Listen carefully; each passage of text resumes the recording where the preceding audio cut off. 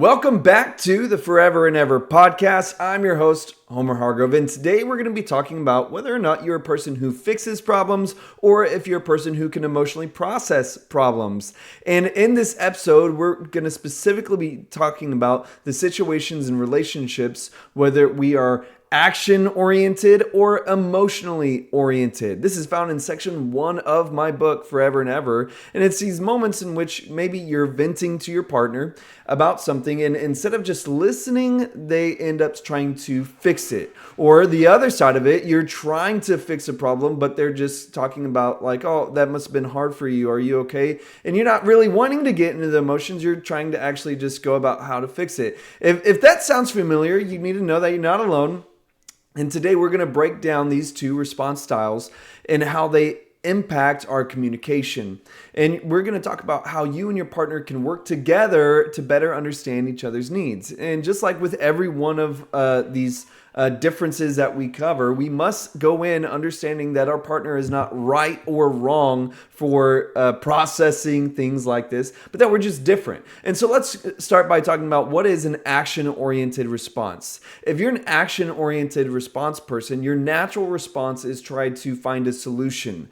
You're really trying to fix it as soon as possible, and you hear an issue and your instinct is, how do I fix this? And an example of this would be like your partner comes home from work, they're stressed out about a difficult coworker, and they start telling you about what happened that day, and you immediately start offering suggestions of how they should handle it. And maybe they don't even finish saying what happens or finishing their story, but you immediately start trying to give advice, and your partner might even get upset because you're trying to, here you are trying to give advice, create a plan, take steps to solve, but they're really wanting to just kind of vent or express how they're feeling or talk, be able to kind of like output these emotions they've been feeling all day. And you feel like showing love through action is the best way to help. Whether that's fixing something, organizing that plan, or handling responsibilities, action-oriented people see love as helping, as fixing, as providing solutions, and they believe that the best way to show support is like through this action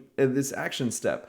But the emotional-oriented person, you know, if that's you, your first instinct isn't necessarily to fix the problem, it's to show, acknowledge and process the feelings behind it. You might be great at feeling empathy for that person, and maybe your partner comes home and they're venting about that difficult coworker, and instead of talking to them about solutions, maybe they even start talking about like, I need to just do this. I need to find a new job. And you start saying like, well, maybe you should just think about it like this. And you almost like talk them out of fixing it. You're just trying to help them to feel those emotions. And maybe you get into a fight because they feel like you're trying to control them because they want to fix it, but you're not trying to control them. You're trying to help them, you know, in a sense, validate their feelings. And you might say something,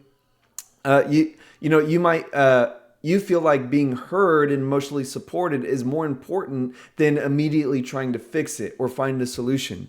And if someone jumps straight into that problem-solving mode, it can feel almost like insecure because you're still trying to feel the emotions of right now. And it's like they're skipping the emotional side of things, the emotional impact of the situation, and just trying to what feels like avoid the feelings altogether. And see, emotion-oriented people, they see love as listening, as empathizing, validating emotions, and they see best of showing that support by being present and trying to offer emotional support. But notice how the emotional support person, they might even feel insecure about these quick decisions to try to fix it. It makes them feel uncomfortable, and it seems almost like too sudden. They're just trying to feel it first. While the fix-it person, the action-oriented person, is almost seeing that the emotional person is too slow at fixing it. If you were to just fix it or do this or do that, then you'd be able to avoid all these emotions altogether. But notice that not one is right, not one is wrong. It's about trying to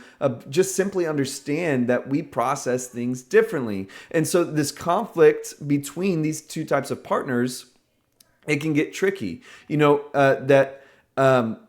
the action-oriented person will feel frustrated. The emotion-oriented person will feel unheard. And they're both dismissing each other's natural response as they are trying to offer their own response.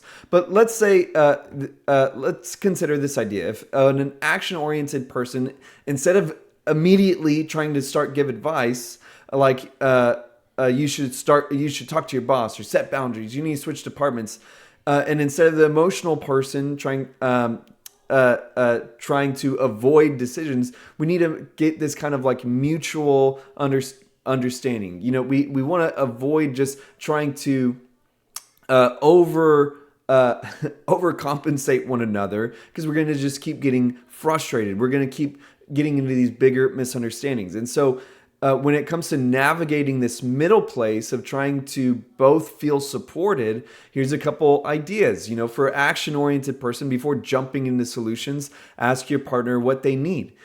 Ask them, do you want advice or do you want to just vent? Would you like my help or do you want me to just listen right now? And there's times where I think that you should just really understand that, understand each other to where most likely they might just want you to vent, and you can still say, do you want my advice?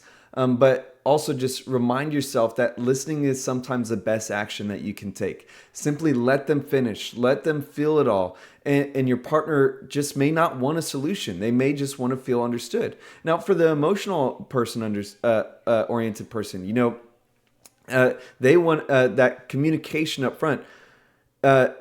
If you're trying to tell them, you could even just, you feel like they're trying to, again, we're just trying to like vocalize, what we really want. And you could even say like, hey, I appreciate the advice, but I'm not really looking for advice right now. I just need to process this out loud.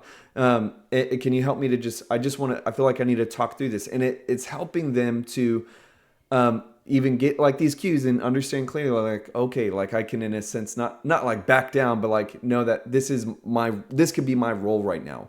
And vice versa, when it comes to, the action-oriented person, as they're venting and talking about, well, like, I just feel like I need to do this. I feel like I need to do that. Emotional-oriented person, you can give affirmation or support and be like, yeah, I know that you want to fix things. That makes sense, because especially if this is something you've been running into, you could give that verbal support into the action mode that they're in, and just be reasonable with each other and understanding that, like, even if they're talking about needing to make these decisions, it might just be the way that they're processing that emotion. That might just be talk. And if it's like they're talking about making a big, huge decision for something really small, you could help them to, in a sense, emotionally process those things to more smaller decisions, more action steps. Not telling them like, well, just hold on, don't do anything right now. Maybe you can help emotionally process them to, well, how about we look about how can we start the day differently than going into work like this, and help make smaller actionable steps for them. When it comes to these different response styles, I think that it's important for you to understand which response style are you. Are you the fix it person? Are you the just listen to me person? And ask each other, when you're going through something, what do you prefer, advice or solutions? Do you want me to help you navigate like actionable steps? Do you want to help? It maybe like that's what they're wanting to do, is actually kind of like workshop what they can do rather than just be heard. Or maybe they just want to vent. And practice meeting each other's needs. Next time that problem comes up, try using these phrases like I'm here for you. Do you want my advice? Do you want it, or just talk? Do you want me to help workshop ideas with you? Do you want me to help you figure out what we can do or what you can do? Just try to practice this idea that's fitting for their style, and just simply understand that you are trying to be there for one another and support each other in a way that actually feels helpful. And keep in mind that we're both trying to be helpful.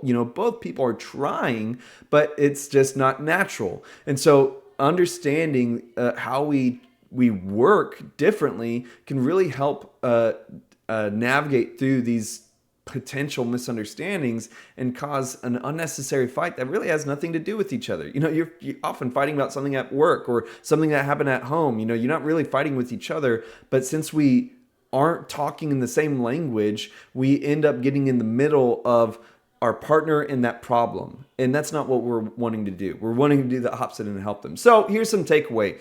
Neither response style is wrong, but learning to recognize your differences will help you communicate better. If you're that action-oriented person, slow down, offer that emotional support first. If you're that emotional-oriented person, recognize your partner's urge to fix things, and help them to just kind of navigate and talk about the different ways that they might want to fix it.